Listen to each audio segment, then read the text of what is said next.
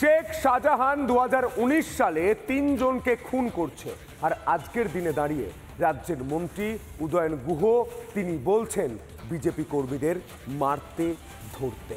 অর্থাৎ এই রাজ্যের তৃণমূল কংগ্রেস শাসক দল রাজ্যের বিরোধী রাজনৈতিক দলের কর্মীদের খুন করতে চায়, মারতে চায়, রক্তগঙ্গা বয়াতে চায়।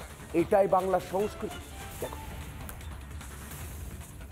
একটা বিধানসভা কেন্দ্রে একজন আক্রান্ত হলে বাকি 8টা বিধানসভা কেন্দ্রে বিজেপির 8 জনকে পেটাতে হবে।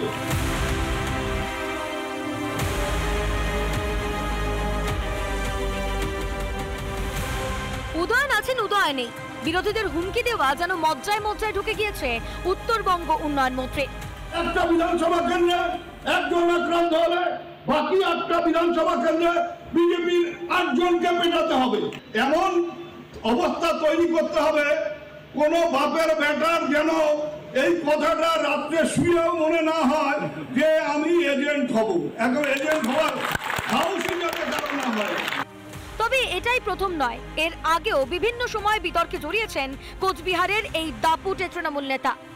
নির্বাচনের টার্গেট হচ্ছে এমন ভাবে বিজেপির কোমর বেঁকিয়ে দিতে হবে যাতে কুচবিহার জেলায় আর নতুন করে আর মাথা তুলে দাঁড়াতে না পারে। ওই মেরুদণ্ড করছে না, এই ভোটে টের পাবে যে মেরুদণ্ডটা কি হয়, মেরুদণ্ডটা কেমন ভাবে বেরিয়ে দেওয়া হবে।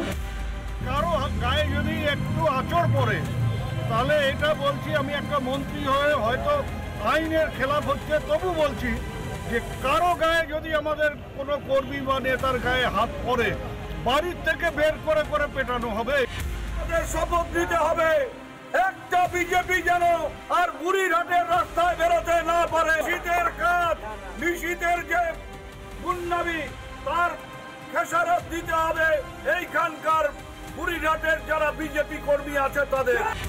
বিজেপির যারা এই বুথের নেতা কর্মীরা আছেন তারা সাবধান থাকুন, নাহলে আগামী দিনে কঠিন পরিস্থিতির মুখে আপনাদের পড়তে হবে। যদি বলেন এটা হুঁশিয়ারি, যদি বলেন উদয়ন গুন্ডামি করছে, হ্যাঁ সেটাই করছি।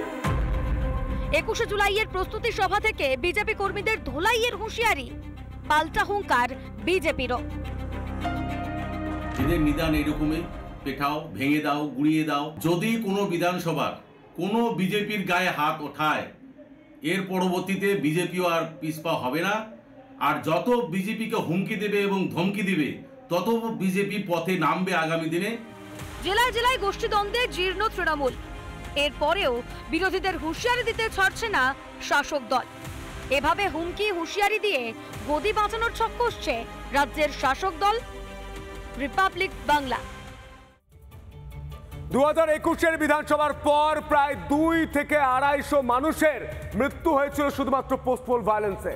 এবার 2026-এর বিধানসভা ভোটের আগে উদয়ন গুহ যে হুমকি দিচ্ছে তার থেকে গোটা বাংলায় কি আবারও রক্ত ঝরতে শুরু করেছে? আমরা কথা বলেছিলাম দিলীপ ঘোষের সঙ্গে। দিলীপ ঘোষ তিনি ঠিক কি বলছেন এই ঘটনায়, শুনুন। কুচবিহারের বাইরে ওকে কে চেনে? ক্ষমতা চিরদিন থাকে না, আর ক্ষমতার জোরে আস্ফালন করলে আর যারা ক্ষমতার দাস তাদের লোকে ভুলে যায়। নানা ধরনের কন্টেন্ট দেখার জন্য লাইক করুন, শেয়ার করুন আমাদের ফেসবুক পেজ, সাবস্ক্রাইব করুন আমাদের ইউটিউব চ্যানেল। পাশাপাশি অন্যান্য ব্রেকিং নিউজের জন্য অবশ্যই চোখ রাখুন রিপাবলিক বাংলায়।